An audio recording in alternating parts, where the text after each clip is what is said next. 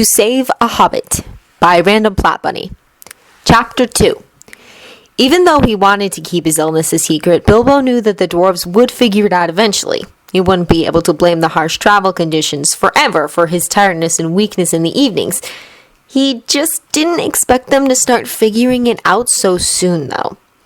They had been on the road out of the Shire for only a few days before he was approached about it, and all things considered, it could have been worse. It could have been Thorin. "How bad is it, little one?" Owen asked as he sat next to the hobbit near his bedroll as everyone readied themselves for bed. Giving the healer a sharp look, he was about to deny that anything was wrong, but was cut off before he could voice the lie.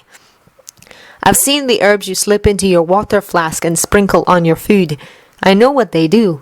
I am a healer, lad. I know my herbs. So I ask again, how bad is it?" It was only that kindly look he gave the small man that made Bilbo admit to what was wrong. "It's the wasting sickness." He spoke directly into the large ear trumpet so that no one would be able to overhear. Not that anyone was paying them any mind, of course. Understanding and sympathy bloomed onto the old dwarf's face. "How long have you known?" he asked, his concern apparent. "A few months," Bilbo answered with a shrug. He really hated having this conversation, even if Owen was a healer and would know what he was going through with that question. "And you still came on this quest with us? Why? You should be snug at home and waiting to die. Thank you. But no, I would rather do something with the short time I have left, not wait around while my friends, relatives, and neighbors count down the days until they can cart my corpse away and divvy up my home." Wiping moisture from the corner of an eye, he would not cry. He was done with crying. He looked into the healer's kind eyes. "Do you understand?" Sniffling, he swallowed the last of the tears before they could fall. "Aye, lad, I see your point. But why have you not told anyone?" The near-deaf dwarf seemed genuinely puzzled. "And have you all leave me behind? I am already treated as a liability to the company. I don't want to be left behind. It's useless."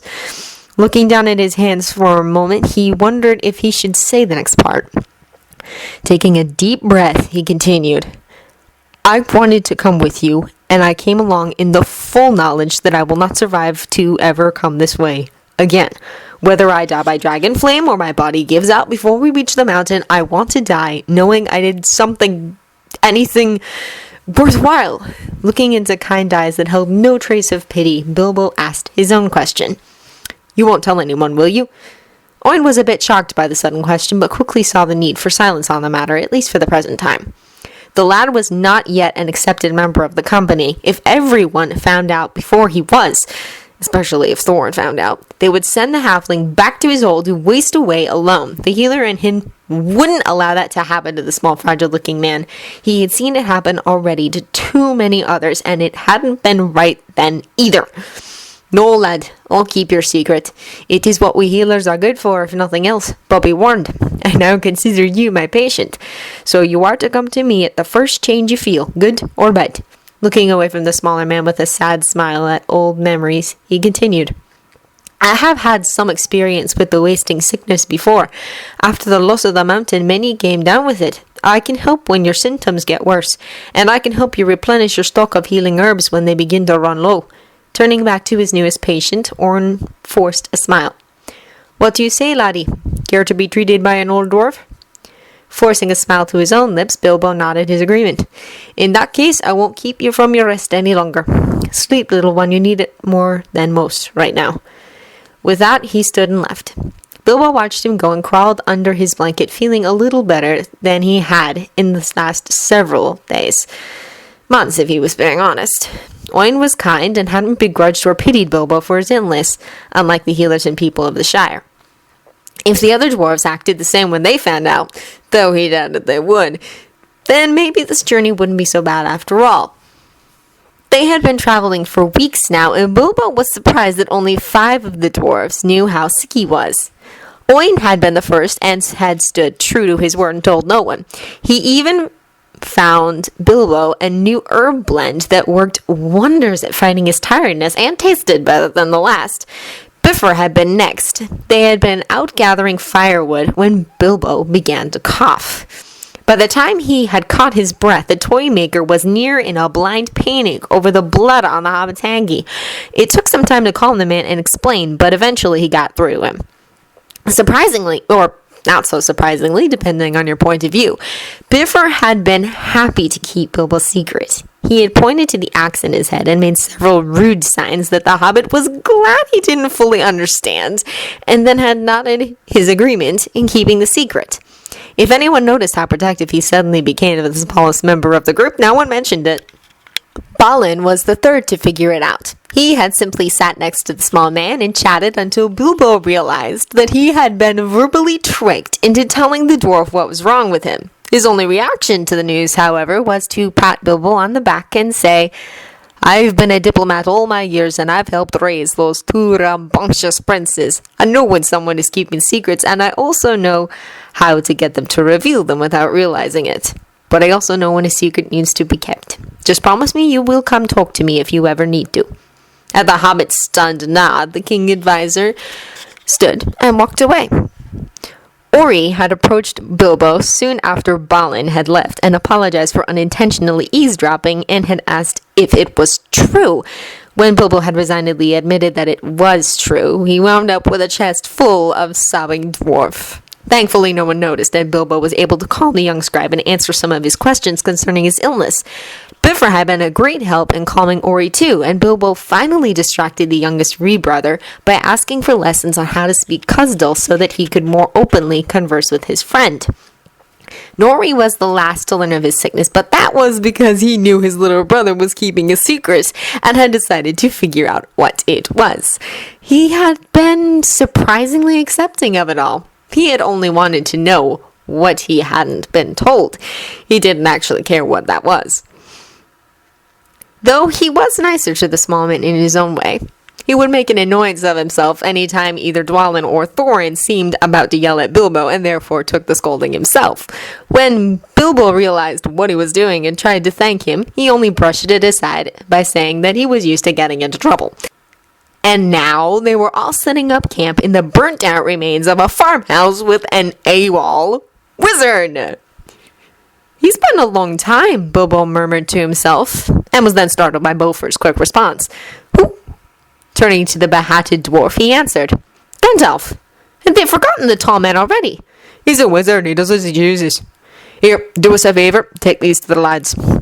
As he juggled the bowls suddenly thrust into his arms, Bilbo wandered off to find the Durin boys, and somehow wound up watching 3 trolls about to eat their ponies. He couldn't even remember the signal he was supposed to give if something went wrong. It was something confusing and about owls. He knew that much for sure. As he listened to the conversation of the trolls, a sudden wave of weariness settled over him, and he knew he wouldn't be able to rescue the ponies the way he'd been told to. But as their bickering continued on about how the cook was underappreciated, he formed a different plan. Something he could pull off. Hopefully. Just after one of the large, ugly creatures made a disgusting comment on how he wanted some flesh, Bilbo stepped out directly in front of them. "Hello. I couldn't help overhearing your conversation, and I was wondering if you'd like to eat me." Hoping these trolls were as stupid as the story said, Bilbo waited. "What?" said the one doing the cooking. "What is it?" said the one with the sniffles. He also seemed to be the stupidest one of the bunch. "Oh, sorry. Where are my manners? I'm a carrier." "No, you didn't hear that. I'm an elf. Just a plain and simple elf. So, are you going to eat me now?" Bilbo was pleased to note that the smart one stirring the pot seemed to think itself clever and was eyeing the small hobbit smugly. "No, hold on. You said carrier. Carrier of what?" "Doesn't matter. It wants to be eaten. Let's eat it." Standing up as if to move to grab the small morsel, the smart one pushed him back down. "Sit down. I ain't convinced. Why would anyone ask to be eaten when they normally try to run away? Besides, he also said he was an elf, and he don't look like no elf." Turning back to Bilbo, the smart one leered. "I caught you out, Mr. Not Elf. What are you really?" Giving a large sigh for show, the hobbit looked at them resignedly. "I am an elf, but I've been infected. It's why I'm so short with such deformed ears and feet. I was hoping you 3 would eat me and put me out of my misery, but you were too smart for that. How did you know that I would infect you if you got close to me?" As he watched a triumphant look spread over the face of the smart one and identical looks of horror appear on the faces of the other two, Bilbo had to suppress a smile. We didn't know until you told us. Not very smart of you, eh? Sitting down where he was on the opposite side of the fire, Bilbo gave a small chuckle. I guess not. But that's just another thing the infection took from me. We got it from our horses and ponies, you see. By the time we knew what was happening, it was too late. Craning his neck as if he had only just noticed the pen full of animals behind the towering hulks, Bilbo started the next bit as they now believed he was infectious. Say, are those my ponies? I hope none of you actually touched them to bring them here. That would be worse than if you were to eat me. As two sets of eyes turned on the third troll that had been silent until now, an argument started. I ain't infected, the silent one started. But the carrier elf said the ponies were, and you touched the ponies! The dumb one stuttered as he backed away from the other. As the ponies neighed behind him, he gave a shout and jumped away from the pen as if he had been burned. He was already panicking. I ain't infected, the silent one said again, now starting to become aggravated at the accusation. Bilbo decided to chime in at this point. You see the way he scratches his arm? As all eyes turned to the limb that was indeed being scratched, the silent one quickly dropped his hand and asked, What of it? Making a tisking noise through his teeth, Bilbo shook his head. Itchiness is the first sign of infection. Next will come a powerful hunger. As if on cue, the silent one's stomach gave a loud grumble. He's infected! Screeched the dumb one. I ain't infected, yelled the silent one, suddenly lunging at the dumb one with his knife. Bilbo had to scramble back as the fight that had quickly escalated to involve all three trolls made its way over to his side of the fire. The first one down was the smart one. He had taken a slash to the gut and had flopped face first into his own cooking fire.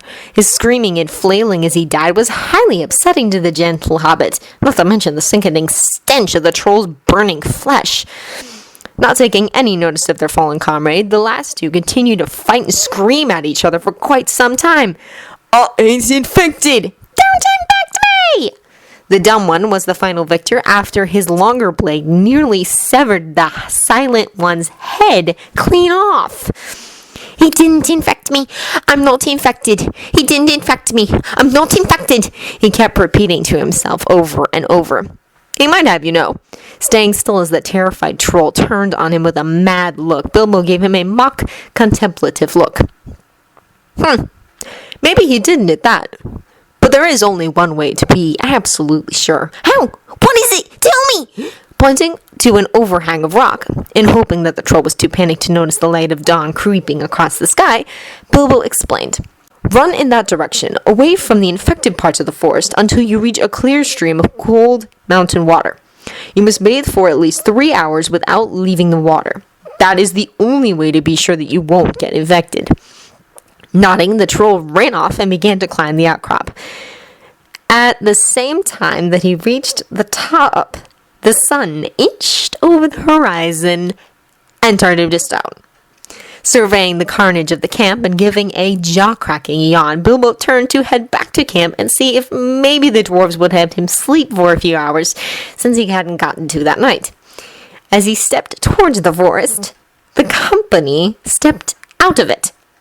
Everyone had varying expressions of awe on their faces, including Thorin, who Bilbo had begun to think had no other expression but brooding, and Keely summed up their feelings nicely. Mr. Baggins, did you just talk 3 mountain trolls into killing themselves? Nodding at the youngest member of the group, Bilbo was about to say that it was a spur-of-the-moment thing when a noise came from behind him. Turning around, he spotted Gandalf making his way into the clearing. Just what in blazes happened here? He asked, and every dwarf lifted a hand to point at the hobbit.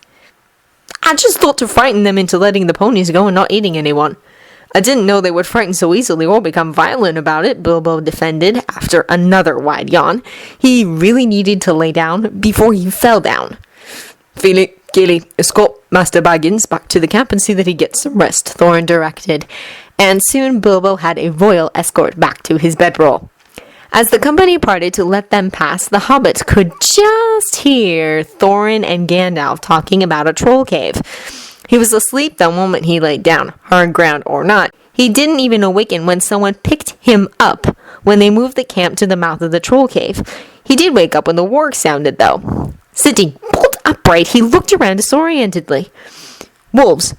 Are the wolves here? He didn't get an answer, but the large beast that attacked a moment later was all the answer he really needed anyway. Finding a sword just his size next to him, he grasped the handle without a second thought and stood to face the enemy, whoever that was.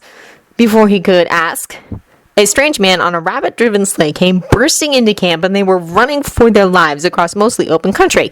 As they slid down a hole in the rocks, Bilbo wondered for the first time if he had made the right decision to come along on this quest. But then he saw the elven city, and decided that, yes, he had.